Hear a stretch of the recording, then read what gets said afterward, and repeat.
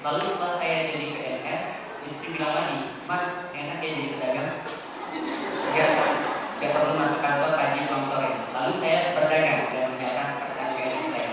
Setelah beberapa tahun, istri saya ngoceh lagi, Mas, tetangga kita kerja di Korea, cepat banget renovasi rumahnya. Katanya mau umroh, gajinya 15 juta per bulan. Setelah itu saya disuruh buka tour and travel. Katanya biar enak bisa umroh terus dan sebagainya. Istri saya selalu bilang, Mas kayaknya enak ya jadi ini itu. Pertanyaan saya, apakah saya salah jika menurut kemauan istri saya dulu? Tapi saya kadang mengeluh, kok istri saya seperti tidak bersyukur. Baik. Nah, itu ada yang gitu? Perempuan model apa itu? Itu repot. Nabi menyebutkan, uritu, aku diperlihatkan, inna aktsara ahlin nari an-nisa, paling banyaknya di neraka itu perempuan. Tapi bukan ini loh ya, perempuan banyak di neraka. Kenapa ya Rasulullah?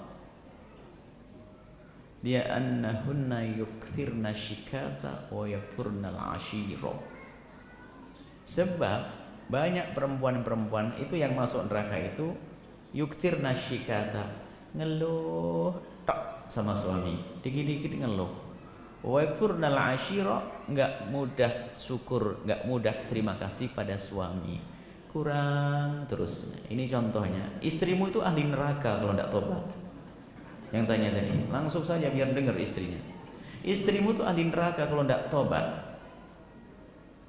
Dia akan menjerumuskan suami masuk neraka. Itu yang model istri kayak begitu. Apalagi kalau dia pintar ngerayu, mintanya sambil gigit kuping. Awas. Bahaya ini wanita-wanita kayak begitu. Bahkan setelah diamati, orang-orang yang jahat mulai dari koruptor, ustadz ngambil duit pondok, itu karena bisikan itu. Istrinya yang gak gampang syukur. Hati-hati tuh.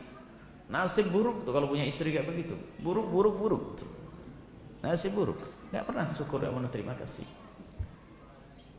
Baik, apakah salah kalau saya menuruti istri? Menuruti istri yang baik boleh. Menuruti istri yang baik boleh. Bahkan menyenangkan istri adalah anjuran dari baginda Nabi SAW. Tapi kalau model istri seperti itu, Anda tersiksa nanti. Punya istri semacam itu, sudah nasib buruk deh buat Anda. Mau diapain lagi? Anda punya perusahaan kayak apapun nanti harus gini lagi, harus gitu lagi. Wahai adik-adikku yang solehah, ketahuilah, jangan siksa suamimu seperti itu. Dan sebetulnya ada seorang istri yang katanya sayang pada suami, tapi sebenarnya tidak sayang. Suaminya jadikan budak yang halus. Jadi budak halus. Harus cari uang tok. Kurang pun sudah mulai cemberut. Masya Allah, na'udzubillah. Baik, jadi betul istri model seperti itu adalah istri yang tidak pernah mensyukuri. Sudah cukup ini, lihat terus. Tapi ingat, berpikir bersama untuk maju sah-sah saja. Misalnya, Bang, bagaimana kalau seandainya begini? Tapi tentunya bukan suami yang direpotkan. Kalau yang ditanyakan repot, Bang, suaminya ngomong, saya juga capek juga akhirnya, kan gitu. Itu merepotkan. Itu tidak dibenarkan seorang istri seperti itu. Wahai istri yang solehah, apa yang Allah berikan kepadamu melalui suamimu, lihat, itu berkah jika engkau terima dengan lapang hati. Pandai-pandailah mengatur rumah tangga. Jangan babnya kurang terus. Akan tapi seorang istri yang solehah dikasih uang sebegitu saja, akan tapi ternyata di akhir tahun menjelang hari raya sudah punya tabungan. Saya teringat dengan guru mulia Habib Hasan bin Ahmad Baharun. Beliau punya seorang istri, Syarifah Khadijah, adalah istri yang harus jadi contoh di zaman sekarang. Nah, cerita langsung pada kami, Ustazah itu kalau saya beri ya juga banyak-banyak, ini sekedar kebutuhan, karena kita ngurusi pondok. Akan tapi suatu ketika di saat pondok membutuhkan sesuatu, punya tabungan. Hebat itu. Ini ada seorang laki-laki punya istri minus terus itu. Sayang sama suami, beli terus nasinya. Belinya cateringan, nggak mau masak. Jadi nggak seperti istri yang soleh. Awas, banyak ahli neraka dari perempuan cirinya dua, gampang ngeluh. gampang ngeluh kepada suami dan tidak pernah syukur kepada suami, hati-hati. Kalau ada di antara yang hadir begitu ya ahli neraka. Tapi ingat wahai para suami, selagi Anda bisa memuliakan istrimu dengan yang halal, muliakan, sebatas tidak merusak akhlaknya, tidak menjadikan mereka keluar dari kebenaran. Kalau ingin baju yang bagus, belikan baju yang bagus, asalkan tidak menjadikan dia sombong. Apakah salah kalau kita membelikan mobil istri? Ya boleh, Anda punya uang. Yang repot Anda tidak punya uang karena membelikan istri ngutang. Memang utang nggak pakai bayar, yang bayar siapa? Istrimu.